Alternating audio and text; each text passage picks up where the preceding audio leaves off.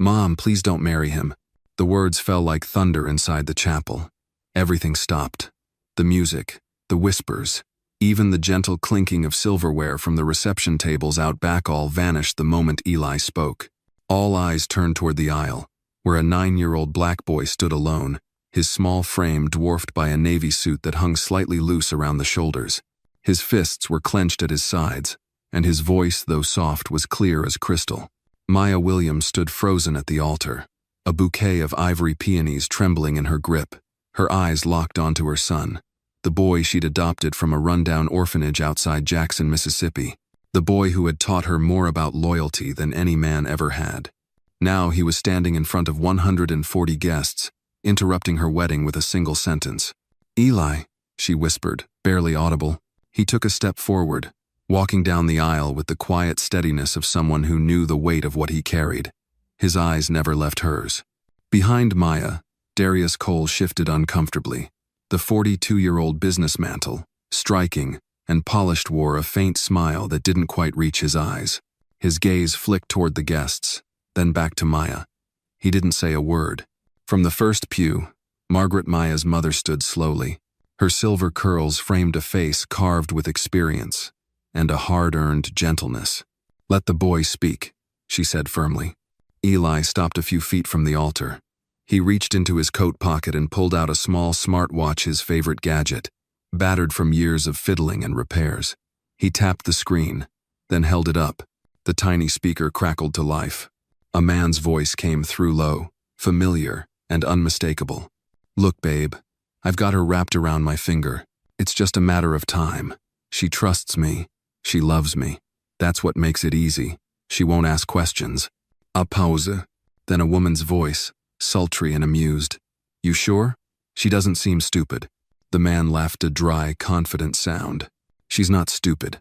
She's in love. That's all I need. Once this thing ships out and clears, we're good.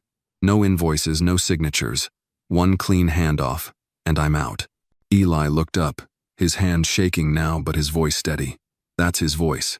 I recorded it this morning, right before the ceremony. He was in the den, talking on speakerphone. He didn't know I was in the hallway behind the couch."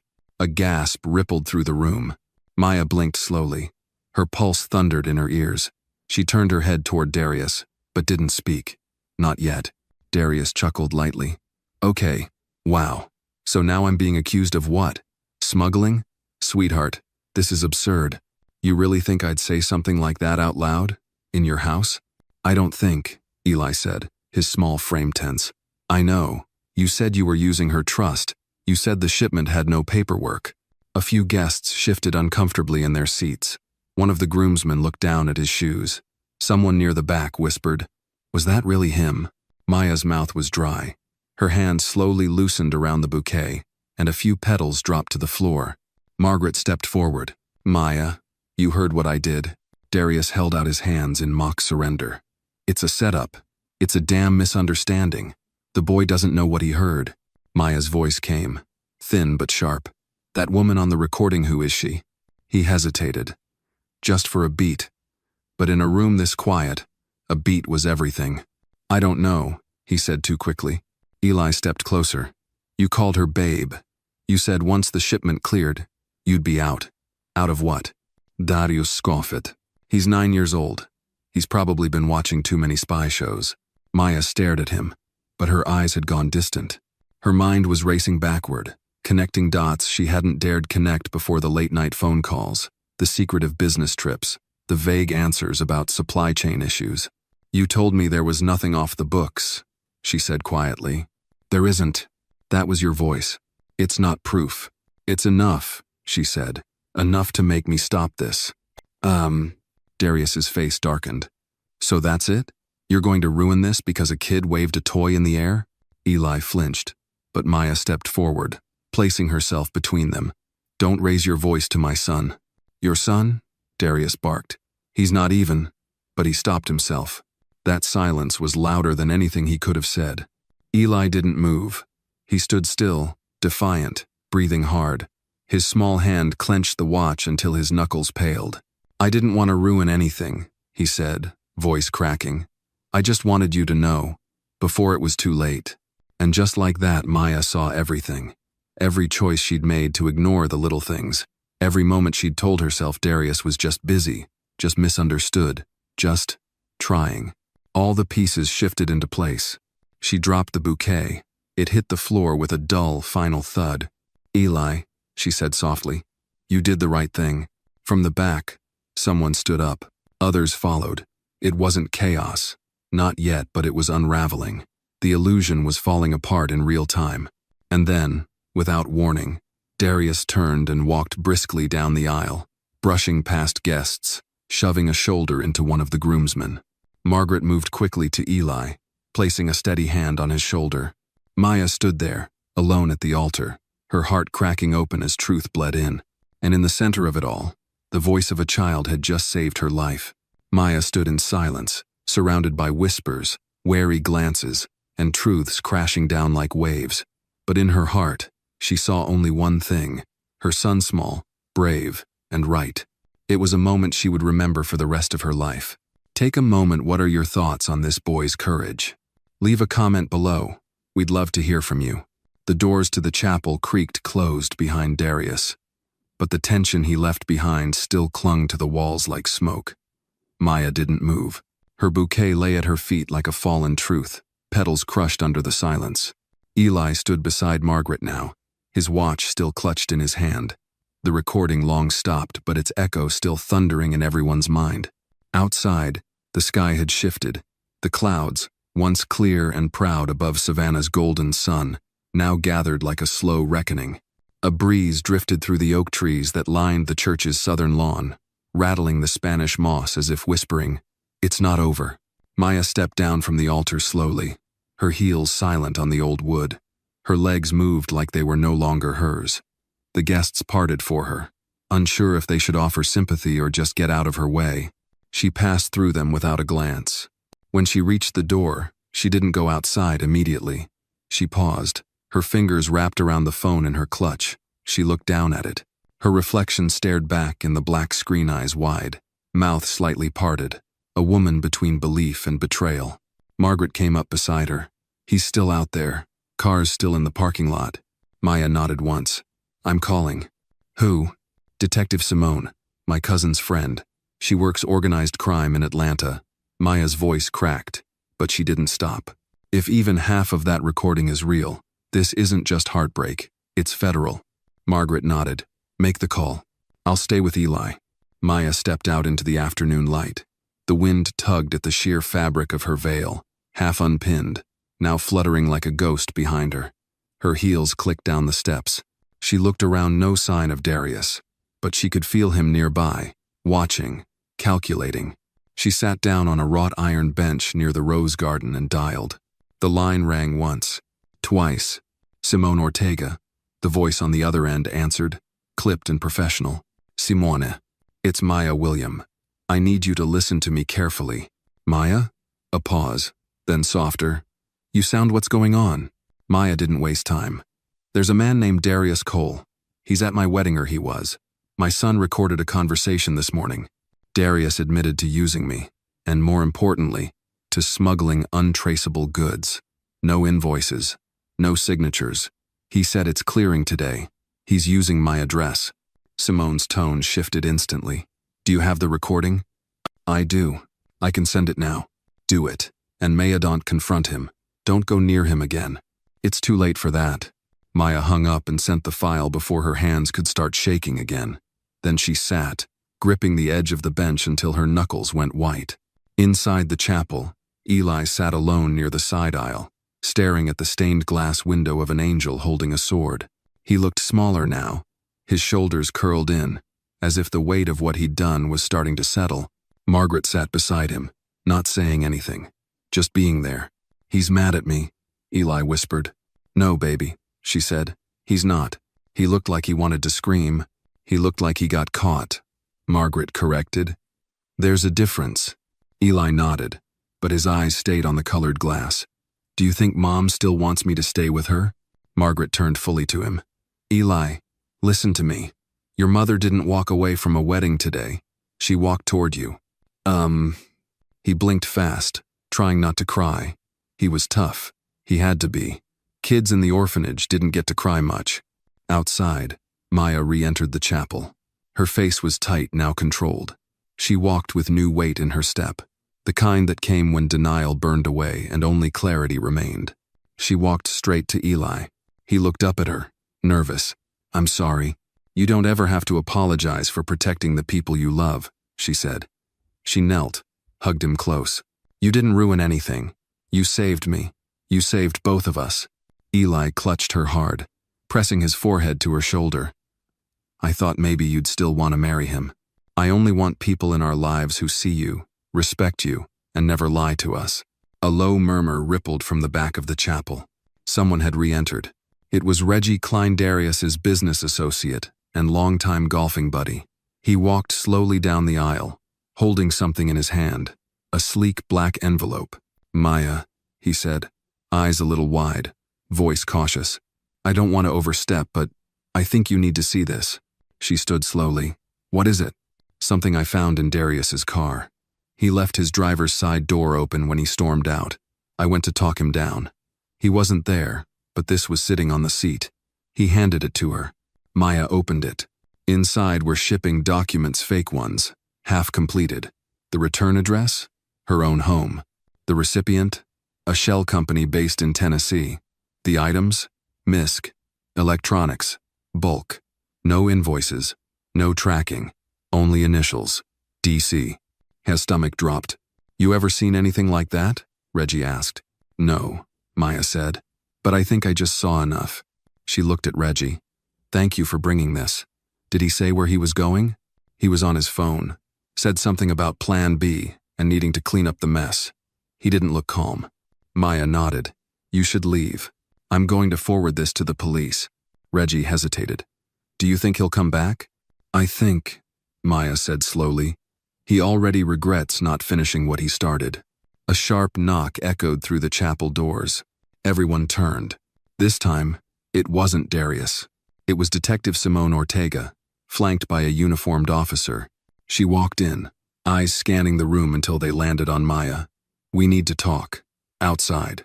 Maya followed her back out into the wind. "We ran the voice sample through initial filters," Simone said quietly. "It's a match, and it's not the first time his name has come up. There's a cold file in Birmingham with a similar MO shipping through shell companies, using personal relationships to cover the trail." Maya's jaw clenched. "What do you need from me?" "Your full cooperation. A written statement. That envelope. And if you're willing, a search of your home. He may have planted devices or routing slips. Take whatever you need." Simone nodded. "And Maya, I'm sorry. I know this isn't how you wanted your day to end." Maya looked back at the chapel, where her guests still lingered, whispering. The flowers were still in bloom, the cake untouched, the violinist sitting in silence with his bow across his knees. "I didn't come here to start a marriage," she said quietly. "Turns out I came here to end a lie." Inside, Margaret gathered their things while guests slowly began to leave. Some offered hugs, others avoided eye contact. But no one dared speak against what had just happened. Eli stood with his watch in his hand, looking toward the door.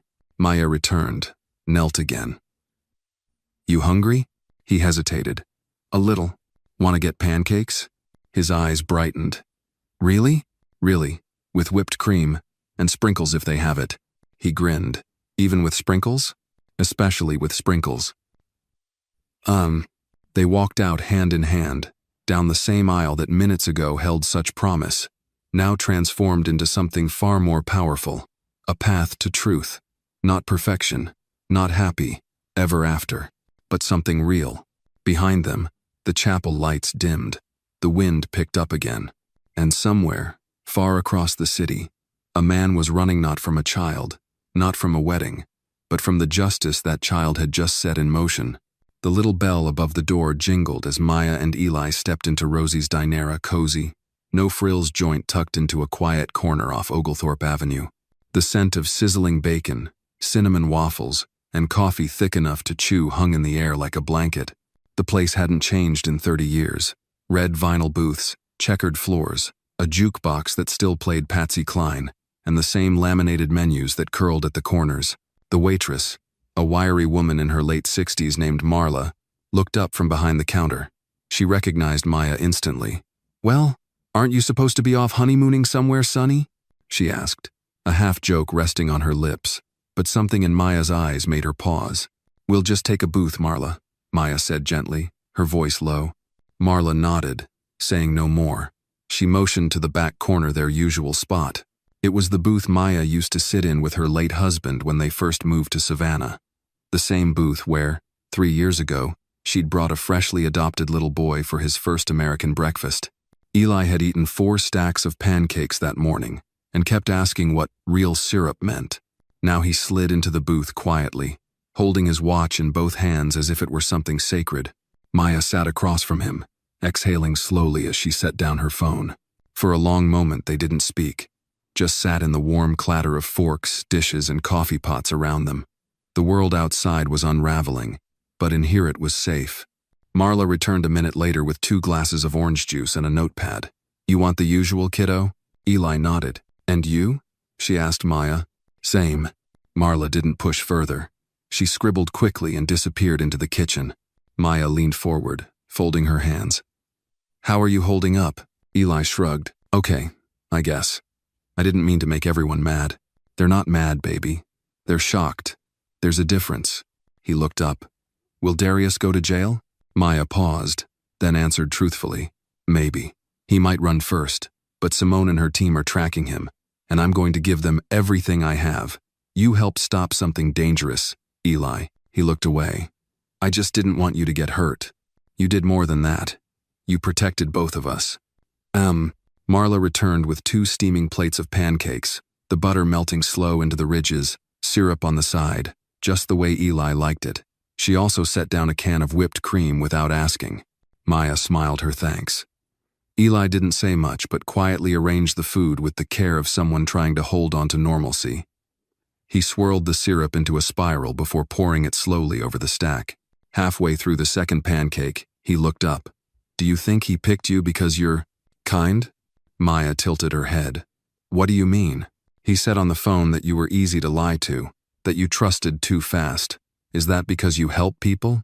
It hit her in the chest, deeper than she expected. "I think people like him look for those who love with both hands," she said quietly. "People who lead with their hearts. It doesn't mean you're weak. It just means you haven't learned to expect the worst yet." Eli nodded slowly. "But I did." "You did?" He put his fork down and leaned back. "Can I ask something?" "Anything. Do you ever think maybe I shouldn't have come to live with you? That maybe you'd be safer alone?" Her breath caught. "Eli, look at me." "I did. You being with me is the only thing that's been real since I lost your dad. You gave me something bigger than just work and to-do lists. You gave me back family." He swallowed hard. "Even with the mess I caused?" "You didn't cause the mess. You saw it. You said something, and you saved us from being buried in it. I will never be sorry that you're my son." His face didn't change, but his eyes welled. He wiped them quickly with a napkin and took another bite like nothing had happened. It was his way. Quiet strength. Maya checked her phone. 2 missed calls. One from Simone. One from an unknown number. She dialed Simone first.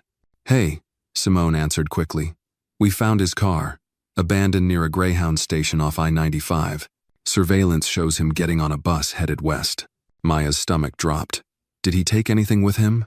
"A laptop bag and what looked like a black case. No confirmed ID yet, but we're pulling manifest logs. Good news is there was a USB drive in the car's glove box, loaded with transaction records, fake IDs, and a few scanned passports. He slipped, probably in a hurry." Maya closed her eyes. "Will it be enough?" "It's building. If we can tie it back to a known smuggling chain, he's looking at years. Let me know what else you need." "One more thing," Simone added. "Your son. He did something brave. Don't let anyone spin that the wrong way." "I won't," Maya whispered. After she hung up, she looked across the booth. "They found him. He's running." Eli's brow furrowed. "Will he come back?" "Not if we do this right. The more we speak, the less room he has to hide." Eli nodded. "I'm not scared." "I know." They sat quietly for another few minutes. Marla refilled Maya's coffee without asking and winked at Eli before walking away. The diner had started to thin out, Only a few locals remained, talking about football and city council decisions no one really agreed with. Then Maya's phone buzzed again. Same unknown number. She answered. At first, no one spoke. Then a voice she hadn't heard since that morning. Cold, controlled, low. Maya. Her chest tightened. Darius. I hope you know you just ruined everything. Years of work, people who depended on me, all gone because of a kid and a recorder. You lied to me. You used my name, my home, and you put my son at risk. I never touched the boy. You used him, she snapped. Don't you dare pretend you didn't. He was quiet for a moment.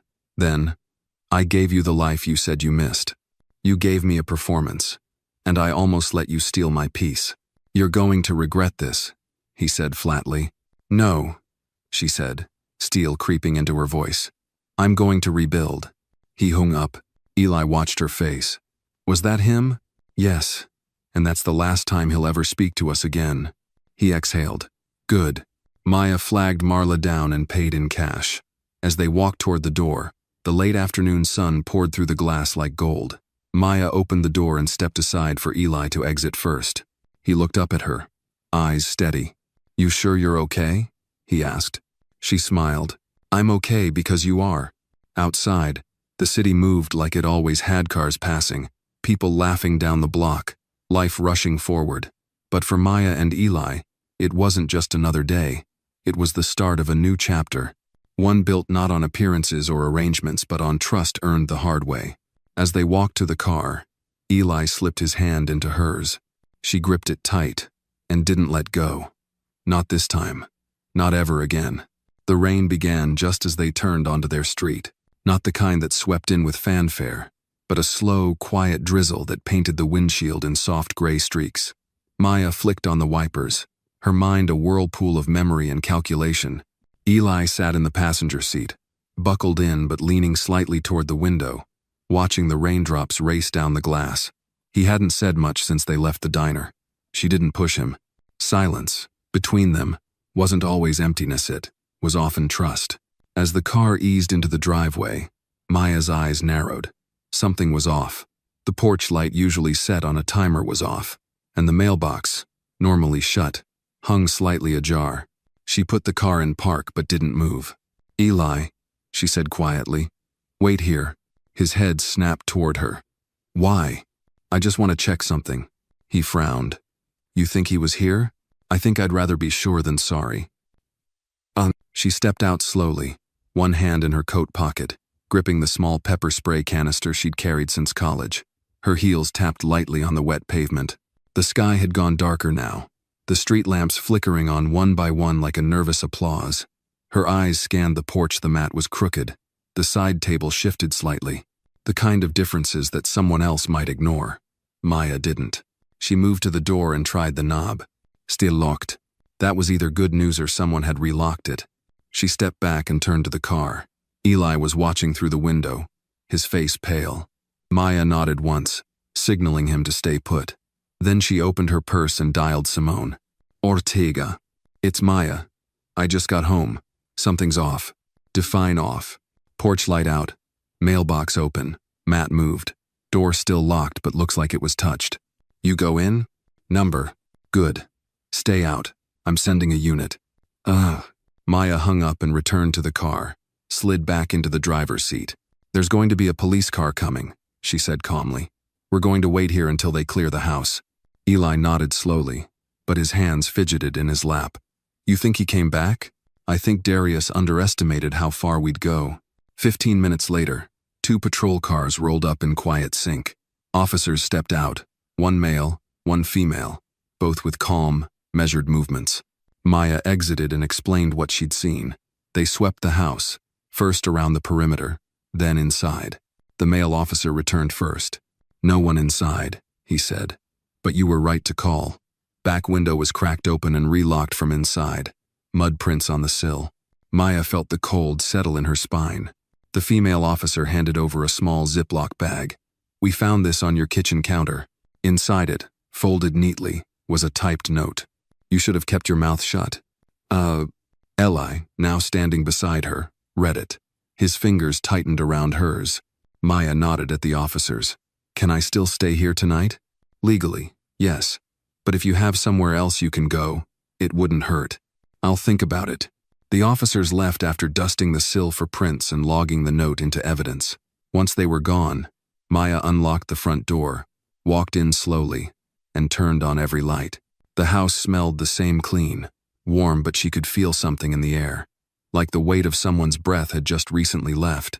Eli followed her in, pausing just inside the entryway. I don't like it here right now. I know, she said. Me neither. She double-checked the locks, then unplugged the house alarm and reset it with a new code. After a moment's hesitation, she opened a closet near the hallway and pulled out a small fireproof box. Inside were 2 passportures and a Lisa checkbook, some cash, and a USB drive. Darius had once insisted she keep for backups. She held the drive in her hand and stared at it. Should we give that to Detective Simone? Eli asked. We will, she said, but I want to look first. They sat together on the living room couch, the rain tapping harder now against the windows. Maya opened her laptop, plugged in the drive, and waited. At first, it looked like nothing, just a few folders labeled innocuously: Home Budget, Q1, Payroll, and Invoice Archive. But when she opened the archive folder, she found spreadsheets, dozens. Hidden among them was a subfolder titled Blind Transfer. No password, no encryption. Inside were records dates, amounts, account numbers, wire transfers to places she'd never heard of: Panama, Belize, the Isle of Man, and her name used as a reference line on more than one transaction. He used you, Eli whispered. Maya nodded. He used this address, my signature, probably my tax ID. She clicked on one file labeled Client List, Export.csv. Names, notes, comments. The remarks chilled her. Widowed, owns property, trusts easily. In process of emotional rebound, will not question delays. There she was. Client 112. Maya William. Tears welled behind her eyes, but she blinked them back. She copied everything onto her own encrypted drive, then removed the USB and dropped it back into the fireproof box. We'll bring this to Simone in the morning. Eli's eyes hadn't left the screen. Are we still safe here? We will be. Tonight we sleep with one eye open. Tomorrow we move forward. That night, Maya didn't sleep in her room. She laid out a blanket on the couch, and Eli curled up beside her, his head on her shoulder, a book about space tucked under his arm but never opened. She kept one hand on his back, and the other on the pepper spray under the pillow. The rain never stopped. Sometime around 2 a.m., she heard a car drive slowly past the house, then pull away. She didn't move. At 3:45, a neighbor's motion light flicked on. At 4:12, Eli stirred, mumbled something, then nestled closer. By dawn, Maya was still awake, but something had settled inside her, not fear, not anger, but certainty. Darius had underestimated her. He thought love made her blind, but he'd forgotten one thing. Love, when it's real, makes you fight harder. By 7 a.m., Maya had already made coffee and packed a bag for her and Eli. Not to run, but to move temporarily into her mother's house. Margaret would understand. She'd already called and left a message the night before. Simone texted just after sunrise. Meet me at 9. Bring the drive. We're opening a case. Maya showed the text to Eli as he munched on cereal. He gave a small, tired smile. Good, he said. Let's finish it. And they would. Because sometimes, even in the rain, the road to justice starts right at your own front door. The federal building in downtown Savannah rose like a solemn block of gray against the morning mist. Its facade was plain, functional, and unimpressed by the emotions carried in by the people who passed through its doors. Maya had been here once before, years ago, when she'd volunteered for a community outreach program. That time, she'd carried brochures and hope. This time, she carried a hard drive and the truth. She stepped out of the Uber with Eli by her side, the boy's small hand folded tightly in hers. He wore a hoodie pulled up over his head despite the warmth, a subtle shield from the world. Maya carried a tote bag slung over her shoulder, the fireproof case tucked neatly inside, along with every document she could gather, emails, printouts, and the flash drive she'd copied from Darius's stash. Detective Simone Ortega met them at the entrance. Her brown trench coat was open, badge clipped at her belt, and her tone was all business. But her eyes, when they met Maya's, were steady with something else respect. "You ready?" she asked. Maya nodded. "As ready as I'll ever be." They were led through a metal detector, past silent portraits of stern-looking men in suits, and into a private conference room on the 3rd floor. The walls were bare except for a whiteboard, a phone, and a flag in the corner. The table was long, oak, and too polished. It made Maya feel exposed. Eli sat beside her, fidgeting with the strap of his backpack. Simone placed a recorder on the table and hit the red button. "For the record," she began, "this is a voluntary witness statement from Maya William regarding the ongoing investigation into Darius Cole, case number 785, ZN. She nodded at Maya. Maya took a breath and opened the bag, sliding the drive across the table. "Everything is here. Copies of the transactions I found, the folder labeled blind transfer and client notes. He used my name to move things. I didn't know. I swear I didn't know." "We believe you," Simone said calmly. "There are patterns in the data. Some of these accounts match with flagged entities from past stings. But this," she tapped the drive, "might be the link we've been missing." Maya sat back, her shoulders tight. How long had he been doing this? "We're still mapping the full timeline, but initial reviews show activity going back at least 18 months, possibly longer. What's clear is that he's used multiple women, mostly widowed or recently divorced, all with assets, all emotionally vulnerable." Maya closed her eyes. "That's what I was." "No," Simone said. "That's what he thought you were." Eli glanced up at her, quiet but alert. He hadn't spoken since they entered. Simone turned her gaze to him. "You okay, Ellie?" He nodded. "You were very brave." He looked at the recorder, then at Maya. "Can I say something?" Simone smiled slightly. "Go ahead." Eli leaned forward. He told someone on the phone that she didn't ask questions. But she did. He just lied, and she kept trusting him. That's not dumb. That's love. Maya felt something shift in her chest, like a wound she hadn't even named was finally recognized. Simone nodded. "Thank you, Eli. That's important." They spent the next hour going through the files. Simone brought in a forensic tech to start cloning the data. Maya answered question after question about dates, habits, receipts, bank accounts, conversations that now held new meaning under the light of suspicion. She told them everything.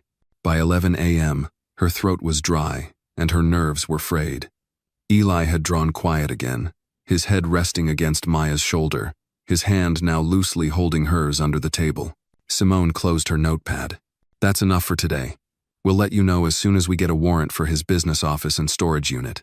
In the meantime, stay at your mom's, keep your phone close, and don't go anywhere alone." Maya nodded. As they stood, Simone walked them out. Just before they reached the lobby, she stopped.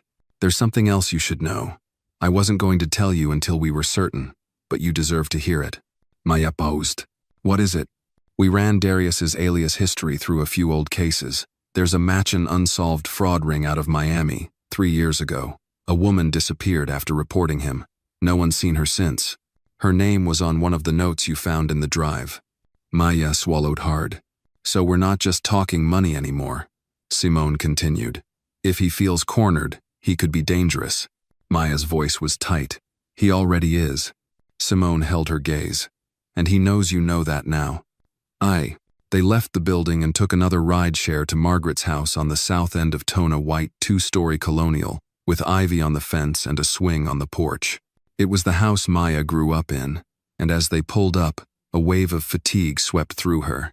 The comfort of home wasn't in the wall-sit, it was in the certainty that someone would open the door when you knocked. Margaret did, before Maya even raised her hand. "You look like you've walked through a storm," she said, pulling Maya into a hug. Then she bent and hugged Eli, tight and quiet. They settled into the living room, where Margaret had already set out fresh towels, a stack of blankets, and a tray of lemon cookies. She didn't ask what had happened. Not yet. She just listened as Maya recounted the morning, the files, the missing woman, the investigation. Margaret sat back, her hands folded in her lap. This man built a world around pretending to be real. That's the worst kind of monster. Maya looked at Eli. who had curled up on the couch, one arm under his head. His eyes were open but distant. Margaret followed her gaze. "He'll carry this longer than he should have to." "I know," Maya whispered, "but I'll carry it with him." Later that afternoon, as the sky cleared, Maya stepped out onto the porch with a cup of tea. Her phone buzzed in her pocket. A message from an unknown number. "You think you're safe now? You're not. I don't disappear." She stared at the screen, lips pressing into a tight line. Then she typed back without hesitation. "You should have run farther." She blocked the number and walked back inside. Eli was sitting with Margaret at the table, playing a quiet game of cards. The sunlight streamed in through the windows, casting soft gold across the walls. For the first time in days, Maya didn't feel like prey. She felt like the one still standing, the one still watching, and the one who would never be blindsided again. The wind had shifted by morning. It rolled through the streets of Savannah like something trying to speak. Maya stood at the kitchen sink, staring into her tea as if answers might surface from the swirling honey. Margaret was out back pruning her garden, and Eli sat at the kitchen table drawing quietly with colored pencils. Birds chirped beyond the window, blissfully unaware of the tension that had gripped the house like a vice. Maya's phone buzzed again. Another unknown number. No message this time, just silence. She let it ring until it stopped, then placed it face down on the counter. She wasn't going to let fear startle her anymore. If Darius wanted to play intimidation games, he was late to the party. She'd already decided there was no going back. She turned to Eli. "Hey, champ, want to come with me to the shop?" Eli looked up. "Your shop?" Maya nodded. "I need to grab a few things. And check the books." Eli put down his pencil. "Okay, will there be muffins?" "There better be, or I'm firing myself." By 9:30 a.m., they arrived at her small downtown business, a cozy bookstore cafe, nestled between a dry cleaner and a florist. Harbor Pages, the wooden sign read, hand-painted in fading navy. The front window held a charming display of paperbacks, soy candles, and handwritten quotes on chalkboard stands. One read, "The truth will outlive the lies." Eli unlocked the door for her like he'd done dozens of times before. The familiar smell of roasted coffee and old paper wrapped around them. It felt good, grounding.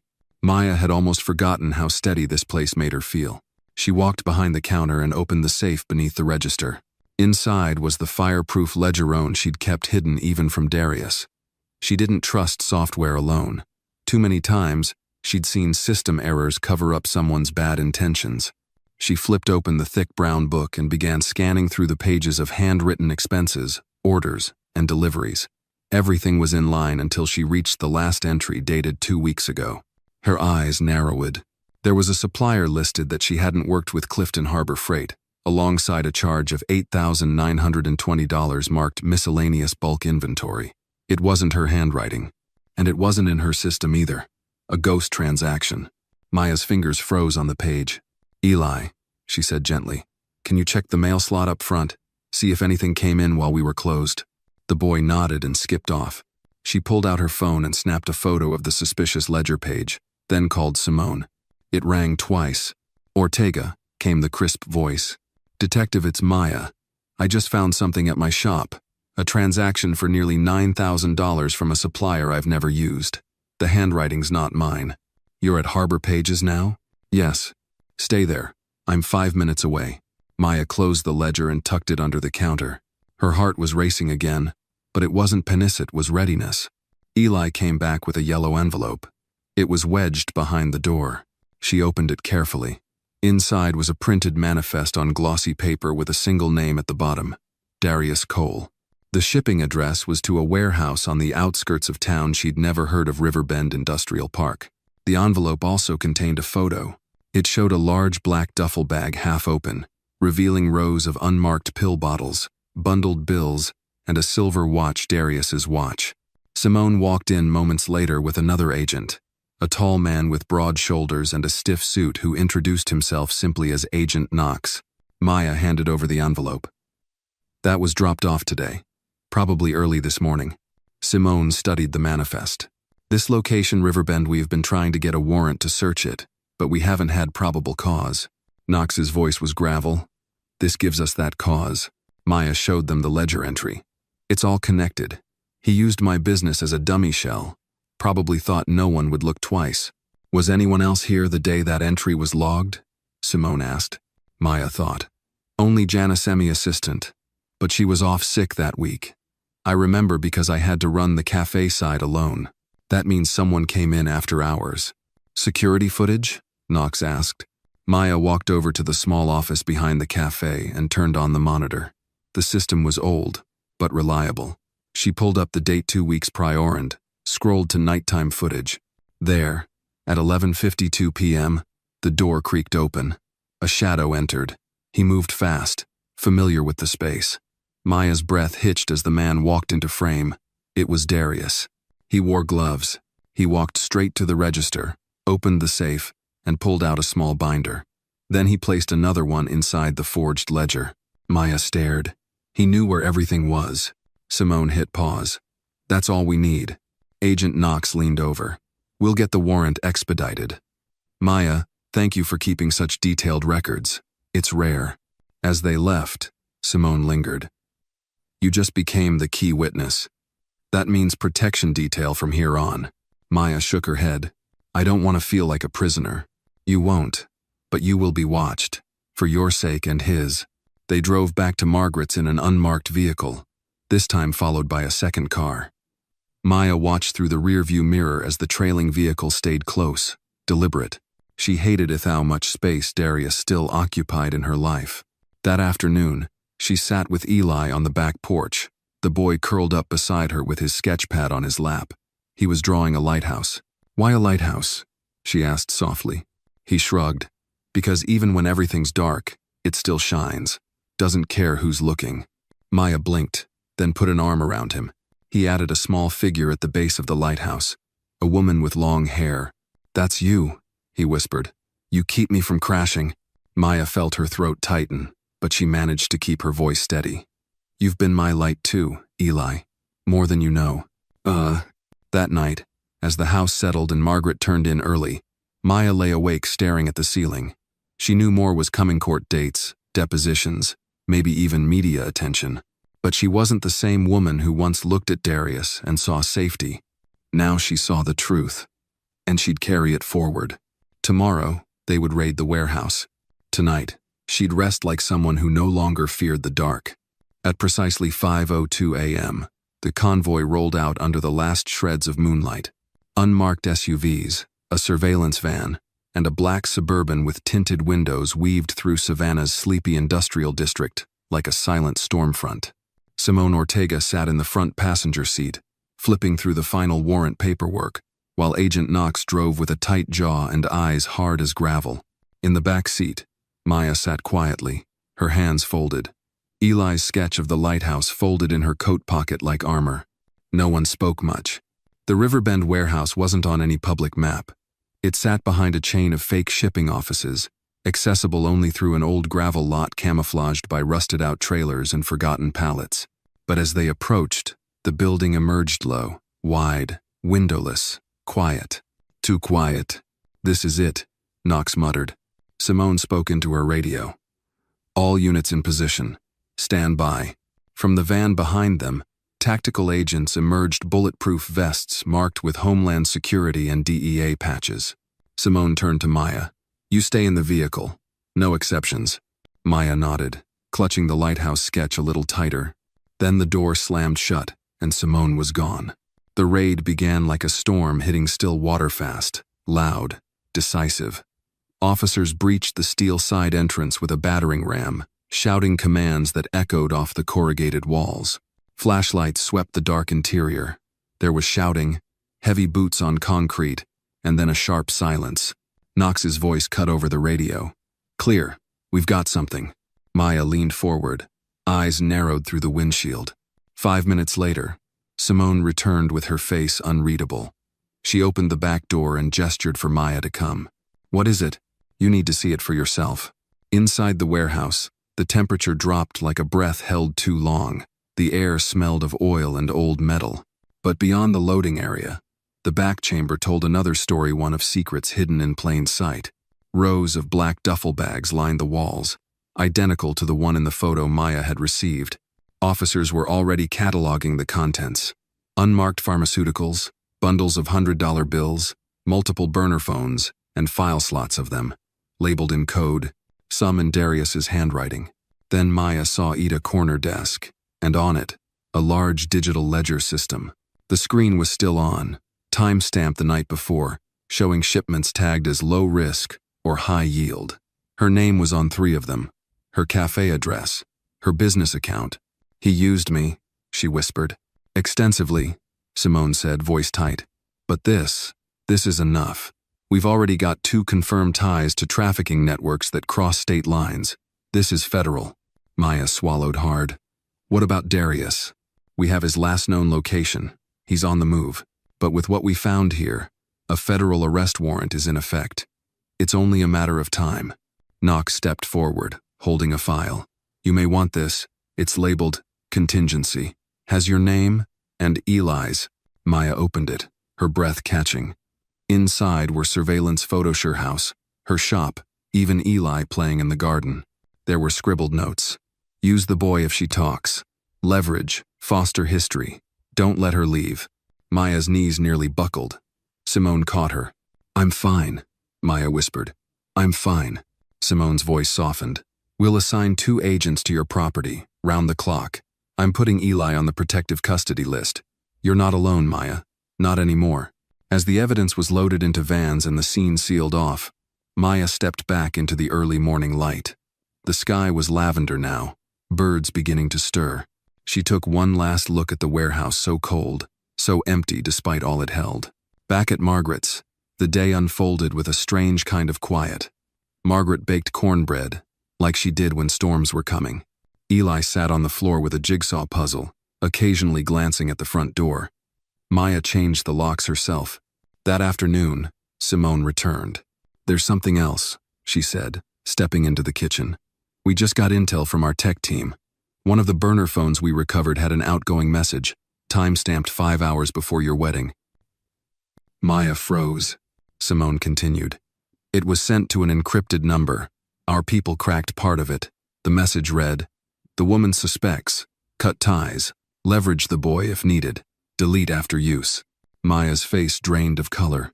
Simone's voice was gentle. "He was preparing to flee, and willing to use Eli if you made trouble." Maya sat slowly at the table, tears pressing at the corners of her eyes but refusing to fall. "I can't believe I once thought he was the safe choice." He wasn't your mistake," Simone said. "He was a master of illusion. The mistake would have been staying quiet." Later that evening, Margaret joined Maya on the porch, carrying 2 mugs of warm chamomile. "You ever feel like your heart's not just broken, but reassembled wrong?" Maya asked, staring out at the magnolia trees. Margaret chuckled softly. "That's every woman who's ever survived something, sweetheart. The trick is to let the cracks fill in with light." "Huh." Maya looked down at her mug. "He wanted to use my son, my home, my life, but he failed," Margaret said firmly. "And you're not just surviving this, you're fighting back." The phone rang just before sundown. Simone again. "We got him," she said. "He was trying to board a private flight out of Charleston. He's in custody now. And Maya, he asked for you." Maya's pulse jumped. "What?" "He said he wants to speak with you. Just once. We can arrange a secure visit, but only if you choose it." Maya was silent for a long moment. Then, "I'll think about it." That night, after Eli went to bed, Maya sat at the kitchen table and pulled out a notebook. She didn't write anything. She just stared at the blank page, thinking about what justice meant not just in the legal sense, but in the quiet, private ways that people reclaim their lives. She thought about Eli's drawing, about the woman standing next to the lighthouse. And for the first time in weeks, she allowed herself to breathe. The storm had come, but the house still stood, and the light was still shining. The morning after Darius's arrest, the world outside moved on as if nothing had happened. Dogs barked, lawn sprinklers ticked in rhythmic arcs, and kids rode bicycles down the sidewalk like it was any ordinary summer day. But inside Maya's home, a stillness lingered, the kind that comes after a hurricane passes, and you're left counting the pieces still intact. Eli sat quietly at the kitchen table, legs swinging, spooning cereal absent-mindedly while his eyes remained fixed on a folded napkin he had scribbled on. Maya stood nearby, flipping pancakes she knew he wouldn't finish, her mind already halfway to the federal detention center where she had agreed against her better judgment to see Darius one last time. The call had come from Simone that morning. "He's not asking for a lawyer," Simone had said. "He says it's personal." Margaret wasn't thrilled. "You don't owe him anything, Maya," she had warned while buttoning her blouse. "Closure's a beautiful idea, but sometimes silence speaks louder." But Maya couldn't ignore it, not after everything. Not after the surveillance. Not after knowing her son's name had been written next to words like leverage and liability. She needed to look him in the eye and ask the question that had haunted her since the day he entered their lives. Was any of it real? The facility was housed in a converted Air Force base, gray and sterile, surrounded by fields of red clay and chain-link fences. As Maya walked past the security checkpoint, her heels echoing off linoleum, she tightened her grip on her handbag, which held nothing but a wallet, Idaho, and Eli's lighthouse drawing folded once again. Inside the visitation room, Darius sat behind a thick sheet of reinforced glass, looking remarkably composed. No shackles, no orange jumpsuit. He wore a navy button-down shirt, open at the collar, and his hair was neatly trimmed. But it was the eyes that gave him away, darting, calculating, masking something dark beneath their practiced charm. Maya took her seat on the other side of the glass, picking up the phone. "Why am I here?" Darius lifted the receiver, his voice smooth as ever. "You came. I didn't think you would. Don't flatter yourself." He offered a tight smile. "I wanted to explain. Then explain why you put my son in danger. Why you used my name, my cafe, my life to run whatever it is you were running. And don't you dare say it was for us." Darius leaned forward, voice lowering. "Because it was easy. Because you trusted me. Because you were the perfect cover clean, respected, loved." Maya blinked once. "That blunt? I never planned to hurt you," he continued. "But I needed access. I needed silence. And you were convenient." A knot twisted in her chest, but she held firm. So all of it, the dinners, the proposal, the fatherly advice to Ella, was that part of the plan too? He didn't answer immediately. "There's a difference between manipulation and affection," he said carefully. "Sometimes they overlap, spoken like a true con, spoken like someone who's already lost everything." Darius's smile faltered, and for a moment, something raw flickered beneath the surface. "I didn't expect the kid." He made it complicated. "Because he saw you, for what you were." Darius's jaw tightened. "He recorded us, didn't he?" Maya said nothing. He nodded slowly. "Smart kid." There was a long pause. Then Maya said softly, "He asked me if he was still my son, after the wedding." Darius looked up. "And what did you say?" "I told him yes, because love doesn't get erased by betrayal, but it does get redefined." He exhaled, and for the first time, his shoulders slumped slightly. "You're stronger than I thought." "No," Maya said. "I just have more to protect." She stood. "This is the last time we speak." As she walked away, she didn't turn back, not even when Darius said her name. That night, back home, Maya found Eli sitting on the porch, his sketchpad on his lap. He looked up as she approached. Was he mean? Maya sat beside him. He was honest, and that's what hurt most. Eli nodded, drawing two stick figures standing near a lighthouse. "I made you taller in this one." Maya smiled. "Thank you." He hesitated. "Are you sad?" "A little, but mostly, I'm tired." He reached over and held her hand. "You're still my mom, right?" "Always." In the days that followed, the community around them responded in quiet, powerful ways. Local patrons returned to the cafe, bringing friends and neighbors. Pastor Williams from the Baptist church dropped off 2 casseroles and an envelope with rent money, just in case. A retired cop offered to install a new security system for free. It was as if the town had seen what Maya had survived and decided to make sure she'd never stand alone again. But healing wasn't linear. At night, Maya still woke up at 3 a.m., heart pounding. She still heard the phrases from Darius's ledger echo in her mind. Delete after use. Leverage the boy. Cut ties. Simone, true to her word, stayed in touch. The investigation had widened, sweeping up 3 more collaborators and exposing a smuggling ring spanning 5 states. Darius had offered a full confession in exchange for leniency. It was denied. Meanwhile, Margaret had started planning a trip for the three of them to the coast. "You need salt in your lungs and sand between your toes," she said. "And Eli needs to see that lighthouse for real."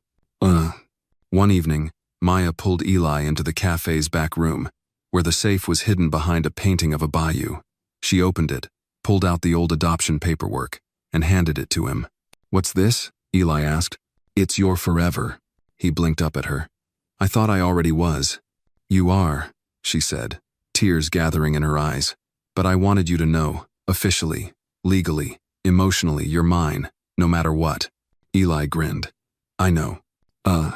And in that moment, with the hum of the espresso machine in the distance and the weight of truth no longer crushing her chest, Maya realized something profound. Justice hadn't come from the court, or the arrest, or even the confrontation. It had come from this right here, from choosing to rise, to protect, to love, even when every piece of her had been cracked open. Outside, the moon was rising over Savannah, bathing the porch in silver light. The world hadn't changed much, but Maya had, and sometimes that was all it took. It was early spring when Maya packed their suitcases. The air in Savannah was still brisk, but the azaleas were beginning to bloom, faint reminders that even after a harsh winter, color always returns. Margaret stood in the driveway, arms crossed, watching Maya lift the last bag into the trunk of her weathered SUV.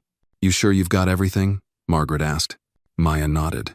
"Eli's books, snacks, the adoption papers, and the lighthouse journal." "Good." Margaret paused. "And your peace of mind?" Maya gave her a tired smile. "Working on it." Eli clambered into the back seat, clutching a sketch pad and the small portable cassette recorder Maya had gifted him the week before. "For documenting the journey," she had said, just like a reporter. They drove east along Highway 80, toward Tybee Island, where the Atlantic met the sky, and where the lighthouse Eli had drawn so many times stood tall. It was a quiet ride, filled with long silences and soft music humming through the speakers. Sam Cooke, Otis Redding, Nina Simone. Maya had created the playlist herself. It was soulful, soothing, and healing. As they neared the coast, the scent of salt water replaced pine, and the seagulls began to cut across the sky. Eli rolled down his window, letting the wind whip through his short curls. "Smells like freedom," he said. Maya laughed. "It smells like fish." Same thing," Eli replied with a shrug. They checked into a modest bed and breakfast owned by an elderly black couple named Ernest and Lillian, who welcomed them like family. Lillian had graying braids and a laugh that seemed to shake the entire porch, while Ernest, once a Navy cook, wore suspenders over a white shirt and served shrimp and grits with a side of stories. Eli was immediately taken with the place, exploring the garden, asking Ernest questions about the sea, and listening to old jazz records in the living room. But Maya had come for something deeper. She needed closure and clarity. On the second morning, Maya stood by the large bay window of their room, watching fog roll in from the water. She held the lighthouse journal in her hand, a leather-bound notebook, where Eli had drawn different versions of the structure over the past year. Some were battered by storm. Some stood shining in moonlight. One had flames in the distance. Another had shadows lurking at its base. All of them, however, had the same small figure standing at the topa buoy, arms wide, defiant and free. Eli joined her. "Can we go today?" Maya looked down at him. "Are you ready?" He nodded. "Are you?" "I think so." They arrived at the lighthouse just after noon. The fog had lifted, revealing a cobalt sky and the full stretch of the coastline. The tower itself rose from the edge of the island like a monument to resilience. Whitewashed walls, black-capped top, silent and solemn. As they climbed the spiraling iron staircase, Maya felt her breath catch not from exertion, but from memory. The last few months had left bruises on her soul, but this felt like healing in motion. Eli reached the top first. "It's even bigger than I thought," he said, peering through the railings. Maya joined him, hand resting on the railing, eyes scanning the sea. "Your drawings don't do it justice." Eli pulled out the cassette recorder. "Can I say something?" "Of course." He pressed record. "This is Eli William. I'm standing at the top of Tybee Lighthouse with my mom. Not my birth mom, my forever mom. A few months ago, we thought something was good when it wasn't. But that doesn't mean the whole world is bad. Sometimes the people who hurt you make you stronger. Sometimes what you lose makes room for what you really need. Maya's throat tightened. Did you write that? He shrugged. Kind of made it up. It's beautiful. They sat for a while, letting the wind pass through them like truth. Maya thought about Darius, how easily he had blended into their lives, how cunningly he had made his way into her heart. But he hadn't won. Not really, because here, at the top of the world, she sat beside the one person who had seen through the mask, who had chosen courage over comfort. Eli had saved them both. Later that night, after dinner on the porch with Ernest and Lillian, Maya tucked Eli into bed. The room was small but cozy, with pale blue walls and an old wooden dresser. She leaned down and kissed his forehead. "I'm proud of you," she whispered. Eli opened his eyes. "Even when I ruined the wedding?" "You didn't ruin it," she said. "You saved it, and you saved me." He looked at her for a moment. "Do you think he ever loved us?" "I think he loved the version of us that made him feel powerful. But that's not real love, baby. Real love doesn't manipulate. It protects. It stays." He nodded. "Then I'm glad he's gone." Maya turned off the light and sat in the chair by the window, staring out at the ocean. The waves moved with quiet determination, steady and endless. She thought of everything they had survived, of trust broken and trust rebuilt, of the moment Eli had walked down that aisle and changed everything. It was not just bravery, it was legacy. A moment that would echo through their lives, not as trauma, but as triumph. The next morning, Maya sat with Lillian over coffee. "You've got that look," Lillian said. "What look?" "The look of a woman who just buried her pain somewhere deep and came back with flowers in her hands." Maya chuckled. "That obvious?" Lillian leaned in. "You know what they say about lighthouses? They don't go out looking for ships to save. They just stand there, shining. That's what you are now." "A lighthouse?" Lillian smiled. "A damn bright one." And Maya believed her. Back in Savannah, life resumed, but something had shifted. The cafe reopened with a new sign designed by Elia Lighthouse etched into the wood, a tribute to clarity and strength. The locals embraced it. Tourists asked about the story. Maya never told the full version, only smiled and said, "It's about finding your way home." Simone came by one afternoon with a folder. "It's official. The charges are locked. He's going away for a long time." Maya nodded. "Good. You okay?" "I'm better than okay. I'm right." And that was enough. Months passed. Eli grew taller. Maya laughed more. And every time they passed the lighthouse journal hanging in the cafe, they remembered, justice isn't always loud. Sometimes it whispers. But when it does, it can still move mountains. Autumn arrived like a quiet guest, uninvited but deeply welcome. In Savannah, that meant cooler breezes brushing through the moss-draped oaks and the smell of cinnamon and pecan in every cafe window. Maya had reopened the cafe fully now, under a new name, The Beacon. Locals embraced the change, some nodding knowingly at the lighthouse sign above the door, others just grateful for Maya's pecan pie and Eli's chalkboard art. But while life settled into a new rhythm, one thread remained unresolved: City Hall. That was where Darius's influence had begun to metastasize, infecting people, decisions, and budgets in ways most didn't fully grasp. And Maya wasn't ready to leave that thread hanging. One crisp Monday morning, she stood in front of the mirror wearing a navy blue blazer, simple gold earrings, and the same heels she had worn to her first charity gala 7 years ago. She looked at herself, not just as a mother or a survivor, but as a witness. She would testify. She owed it to Eli, and to herself. Simone picked her up at 9 o'clock sharp. "You ready for this?" Maya slid into the front seat, adjusting the stack of folders on her lap. "I've never been more ready." They drove in silence for a bit, the hum of tires on pavement filling the gaps. Finally, Simone spoke. "The prosecutor's going to ask you to walk through the recording, especially the shipment and the manipulation part. Are you okay revisiting that?" "I don't have to be okay with it," Maya said. "I just have to be clear." City Hall was abuzz. The hearing had drawn more attention than expected: local journalists, non-profit leaders, even a few citizens who had once supported Darius's initiatives. The room wasn't built for this kind of tension. Maya entered with her head high. She noticed one of Darius's former assistants avoid eye contact. Another council member, Judge Harris, gave her a slow, respectful nod. It was a silent apology for not seeing things sooner. The prosecutor, a middle-aged white woman named Clara Hastings, began calmly. She introduced Maya, thanked her for her civic work, and then directed her to the table near the front. Maya, could you walk us through the moment you realized something was wrong?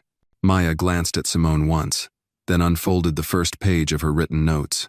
Her voice was steady, measured. It was the morning of my wedding, she began. Eli, my son, had been acting quiet, withdrawn. I thought it was nerves. But later that day, he played me a recording he had taken that morning. A conversation between Darius and a woman I didn't recognize.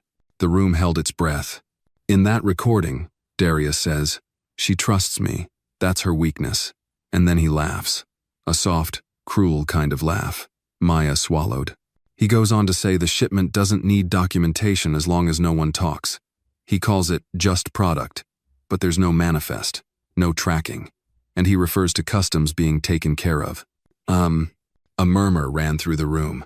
Clara asked, "And you hadn't suspected anything before?" Maya shook her head. He was charismatic. He worked in city development, always talking about job creation, economic growth. He used the language of change, but he never explained the numbers. He waved off questions. I trusted him because I believed in what I thought we were building. And the recording, did you submit it to authorities immediately? Maya nodded. Simone and I delivered it the day after the wedding.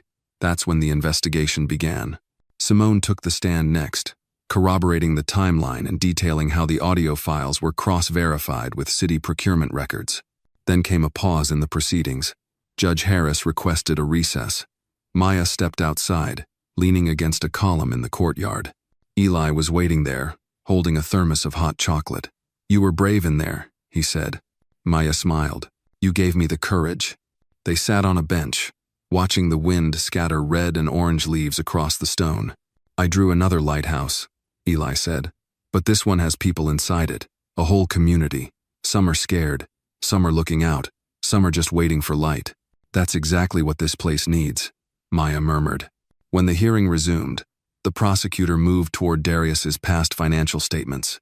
His attorney, young, sharp-suited, overly confident, objected several times, but the judge allowed most of the documents. The evidence was clear. Shipments labeled as renovation supplies had no receipts. Funds from community grants were being rerouted to shell corporations with board members that, under scrutiny, turned out to be former associates of Darius. The final piece was Eli's recording. The audio played through a mounted speaker, Darius's voice, calm and casual, talking about Maya as if she were an investment. "She's good optics. A single mother, survivor story, local hero. People love that crap, but it's still just business." When it ended, Maya didn't cry. She didn't flinch. She simply looked ahead. The courtroom was silent until Clara spoke. "Let the record show. This woman was not just manipulated, she was used as cover for illegal operations that endangered not only her livelihood but this entire city."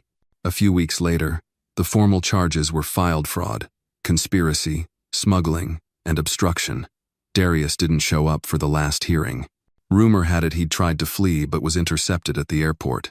Maya returned to her cafe that afternoon to find a line out the door. Not for the pie, though that was still part of the draw, but for her, for what she stood for. An elderly black man with a cane and a Vietnam veteran pin on his jacket stepped forward and said, "My granddaughter listens to your story on the radio. She says you're the reason she wants to study law." Maya smiled, her eyes misty. "Then tell her to study hard. We need people like her." That evening, Maya and Eli sat on the porch. The sky was violet with dusk, and the lighthouse sketch now framed inside the cafe caught the final rays of sun. "Do you think we're safe now?" Eli asked. Maya looked out into the distance. "Not completely, but we're safer, and we're stronger." He leaned against her shoulder. "You think there'll be more bad people?" "Always," she said. "But now we know how to shine the light on them." And together, they watched the horizon. Quiet, steady, unbroken. It started with a letter. Not a typed one, not an email or text, but a handwritten envelope addressed in looping cursive to Maya William, owner of the Beacon Cafe. No return address, just a Savannah postmark. Inside was a single sheet of linen paper. On it, one sentence. Thank you for making me believe there's still justice left in this world. There was no signature, just the initials, RC. Maya read it 3 times before placing it in the small wooden box beneath the register, the same box where she now kept little tokens, a sketch from a child, a silver coin from a veteran, a pressed magnolia flower from a woman who'd cried after hugging her. It had been 3 weeks since Darius's arrest, 3 long, slow, healing weeks. The media had quieted down, but the effects of his downfall rippled through the community like stones dropped in still water. Every other day, someone came into the cafe with a story. A city permit that had once been mysteriously denied was now approved. A nonprofit suddenly received long-delayed funding. A grandmother from Garden City revealed her rent had been raised illegally under one of Darius's shell companies. The public hearings continued at City Hall. Maya wasn't required to attend anymore, but she went anyway, sat in the back, silently, like a sentinel bearing witness. Judge Harris now presided over each session with a quiet intensity, clearly intent on rooting out every piece of rot Darius had left behind. That morning, Maya had just returned from one of those hearings when she saw Eli in the cafe, huddled with Simone and a young woman in a sharp red pantsuit. The woman turned, her expression focused and kind, then extended a hand. "Miss William, it's an honor," she said. "I'm Cassidy Monroe. I'm running for city commissioner, and I'd like your help." Maya blinked. "My help?" Cassidy nodded. "Not an endorsement unless you want to, but I want your story told. I want people to know what silence almost cost this city, and I want you to speak at the Unity Forum this Friday." Simone chimed in. "She's the real deal, Maya. Grew up here, put herself through college. She's not another politician, she's a storm." Maya laughed softly, looking at Eli, who beamed. "What do you think, kid?" Eli shrugged with a grin. "I think it's time more people heard your voice, not just your pie." So that Friday, Maya stood behind a podium at the local community theater, the lights warm on her skin, the auditorium filled with teachers, janitors, veterans, retired nurses, single moms, and college students, people who'd been invisible under Darius's rule. She began not with facts or accusations, but with a memory. "I used to think safety was something you earned by keeping your head down," she said, "that if you were quiet, polite, and hard-working, the world would protect you. But silence didn't keep me safe. It nearly destroyed everything I loved." The room quieted into a hush. "I trusted the wrong man," she continued, "because I believed in the dream he sold, a dream of growth, justice, opportunity. But it was hollow. It was a smokescreen for profit and control. And when that illusion shattered, it was my son who held up the truth, a little boy with nothing but a recording and a heart full of courage." She paused, letting the emotions settle. "I'm not here to tell you who to vote for," she said. "I'm here to tell you that silence has a cost, that justice, real justice, isn't a courtroom. It's a community that refuses to look away." When she stepped off the stage, the applause was thunderous. Cassidy hugged her, nearly in tears. Simone kissed her on the cheek and whispered, "I think your voice just changed this whole damn election." Later that week, the Beacon Cafe received a donation envelope from an anonymous donor, $5,000, with a note, "To ensure your light never dims." Maya used it to start a new initiative, free business classes for single parents and survivors of abuse. Eli insisted on designing the flyers himself, sketching lighthouses with open doors and coffee mugs floating in the sea. One of the first participants was a woman named Trina, 42, recovering from an abusive marriage, mother of 2. Her voice was quiet, but her eyes carried storms. "On her first day," she said, "I heard you on the radio, Maya, and I thought if she can stand up, maybe I can too." That night, Maya found herself sitting alone in the kitchen, a cup of peppermint tea cooling in her hands. The window was open, letting in the Georgia breeze. The lighthouse drawing above her sink, the one Eli had framed for her birthday, caught the moonlight. She thought about the ripple effect, about how one boy's courage had shattered a lie, about how a cafe had become a haven, about how a city was slowly, painfully, becoming honest. And she thought about Darius, about how charm could hide rot, how power, if unchecked, could shape the lives of people who never saw it coming. She didn't feel hatred toward him anymore, just a solemn resolve. Eli walked into the kitchen, barefoot and sleepy. "Mom?" "Yeah, baby?" He pointed toward the front window. There's someone on the porch. Maya tensed slightly, stood, and moved toward the door. But when she opened it, what she found made her breath hitch. It was Mrs. Callahan, an elderly woman from the neighborhood, who hadn't spoken to Maya in months, not since the rumors about Darius first started. She held out a covered pie dish, trembling. "I owe you an apology," she said. "I judged you. Believed what I read. I forgot that truth takes time to reveal itself." Maya took the pie gently. "Thank you, ma'am. You didn't have to." "I did," Mrs. Callahan said, "because it's what decent folks do when they've been wrong." As she turned to leave, she looked back. "You're raising that boy right, Maya. He's gonna build a better world." Back inside, Eli asked, "What kind of pie is it?" "Looks like apple," Maya said. Eli grinned. "We should save it for Trina's graduation." Maya smiled. "We will." And then she sat beside her son, her hand gently brushing his curls, her heart full not of anger or regret but of something deeper. Hope, because the storm had passed, but the lighthouse was still shining. The sun broke over Savannah with a golden softness, casting long beams through the Spanish moss hanging from the oaks. It was the kind of morning that made you believe the world could begin again. Maya stood by the window in her modest home, sipping coffee from a chipped mug that read, "Beacon of Hope."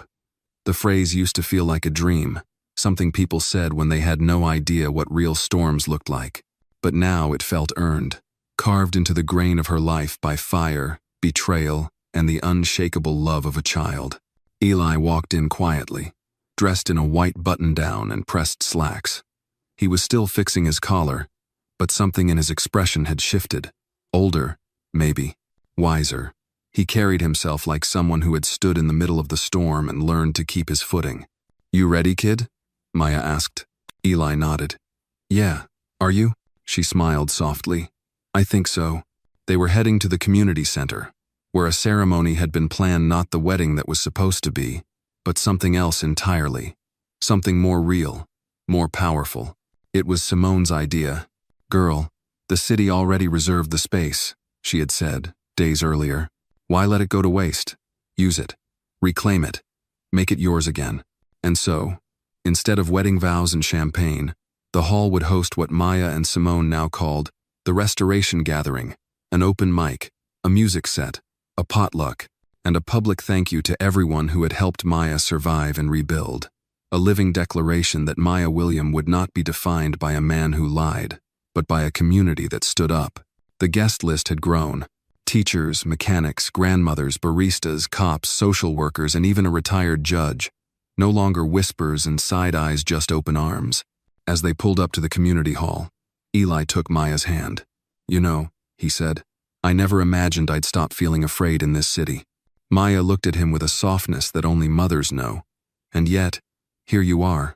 The moment they entered, the room broke into applause. No spotlight, no grand entrance. Just a ripple of love so tangible it made Maya's knees tremble. Cassidy Monroe was already at the front, chatting with a few older men from the Veterans Association. She spotted Maya and waved her over. "I saved you a moment at the mic," she said. "You don't have to speak, but if you want to, the room is yours." Maya nodded. "Thank you, but there's someone who needs to speak first." She turned to Eli, who froze like a deer in headlights. "What? No way, Mom." You're the one who saved me," Maya said, voice low but firm. "Saved us. That voice of yours it shook mountains, and you didn't even know it." Cassidy gently guided him to the side of the stage. Eli stood there, fidgeting with the cuffs of his sleeves as the audience quieted. Then he began. "I don't know much about speeches," he said, "but I know what it feels like when someone you love turns out to be dangerous. I know what it's like to keep a secret, to feel like no one would believe you because you're just a kid." He paused. "But I also know what it's like when someone listens, when they believe you, when they choose truth over comfort." He glanced at Maya. "My mom did that. She listened. And she didn't just protect me. She stood up. And because she did, all of you did too. So, thank you for giving us a second chance, for giving her back her name." Silence, then applause, and then cheers. Maya stepped up next. She didn't have a speech prepared, didn't need one. She simply spoke. "We're not here to talk about Darius," she said. "We're here because community saved us, because silence didn't get the last word, because my son taught me that sometimes the smallest voice is the one that changes everything." She looked around the room. "This isn't a wedding," she said, "but in a way, it's a beginning, a marriage to the truth, a vow to never ignore the quiet voices again." After the applause died down, music played soft jazz from a local band that Eli had found online. Tables were filled with potluck dishes. Someone brought collard greens, another brought peach cobbler. Maya brought her famous pecan pie. Then, one by one, people stood and shared. A school janitor who'd been denied insurance by a company tied to Darius. A young teacher who spoke about finally feeling safe reporting harassment. A retired Marine who thanked Maya for restoring his belief in justice. And then, out of the back of the room, someone stood up that Maya didn't expect. Judge Harris. He walked slowly toward the front, clearing his throat. "I don't often speak outside the bench," he said, "but I need to say this. What Maya, William, and her son did it wasn't just brave. It was catalytic. The kind of truth that forces institutions to self-correct." He turned to Maya. "You reminded us all that no one is too small to matter. That justice belongs to those willing to stand alone, until they're not alone anymore." When he sat back down, Simone whispered, "Girl, you better write a book or run for office or something." Maya just laughed and poured herself a glass of sweet tea. Later that evening, after the room had emptied and the tables had been cleared, Maya sat with Eli on the front steps of the hall. The air was warm, fragrant with magnolia and baked sugar. "I used to think I was saving you," she said, voice barely above a whisper. Eli looked at her. "And? I think maybe you were saving me the whole time." They sat in silence for a long while, shoulder to shoulder. Then, just as the streetlights flickered on, a sleek black sedan pulled up across the street. A woman in a gray blazer stepped out and approached slowly. "Miss William?" she asked, holding out a badge. "I'm Special Agent Renee Caldwell with the Department of Homeland Security." Maya's stomach tightened. "I'm not here about you," the agent said quickly, "but I'd like to talk about your ex-fiancé and some of his ties to an interstate smuggling network. You may have uncovered something much bigger than you realize." Maya blinked. "I'm listening," she said, and as they spoke under the warm Savannah night, with Eli leaning against her side, Maya felt it again, that flicker of hope, because the story wasn't over. It had just turned another page.